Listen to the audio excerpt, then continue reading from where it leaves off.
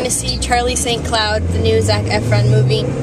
We will do our review after we see it. We are? I'm going to review it too? Yeah, well, you can just say what you thought. I can tell you what I think. I can review it right now. He's going to hate it, but I'm probably going to love it. Alright.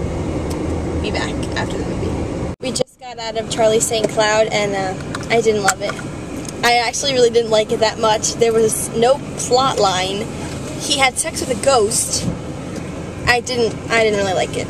Well, he took his shirt off. He did take his shirt off. He did look hot as hell because he's Zac Efron, obviously. But I didn't like it. I wouldn't want to see it again. And I wish that I waited for it to come on DVD. I started to read the book, and not the same at all. Never is. Well, alright, what did you think? Well, as someone who spoke to dead people, and I've seen dead people, and I've communicated with the dead, which we won't get into that, it was interesting the way they worked it out. I didn't think it was a great movie, but I didn't think it would be a great movie because it's, after all, a Zac Efron movie. Basically, Zac Efron and then a cast of unknowns. Ray Olita, kind of stupid because he's the paramedic who brings Zac Efron back to life, and then 5 years later he bumps into him, and I remember you, I saved your life. What, he only had one paramedic thing that he saved? One person he saved his whole life that he remembered him? No, but he was dead, and then he came back from the dead. Yeah, but it was dumb. And then Kim Basinger, Academy Award-winning actress, had one line. Who was she, the mom? The mom. She was like, I'm working a double. You're on Charlie. You're on Charlie duty, and Sam duty, and I'll bring you home some donuts. That was her line. Must have been hard for her to remember that one. I remembered her line. It's true. So all in all, Charlie St. Cloud, fail.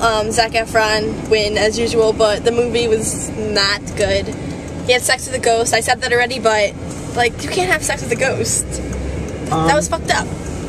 And not for nothing, but if he plays baseball with his dead brother at sunset every night for the last 5 years, the boy had no life. Well, obviously he had no life. He worked in a cemetery. That was the whole point. Everyone thought he was like a creeper, a weirdo, because he didn't do anything except go to a cemetery and work. And he talked to dead people. Yeah, he saw dead people. So. A little on the disappointing side.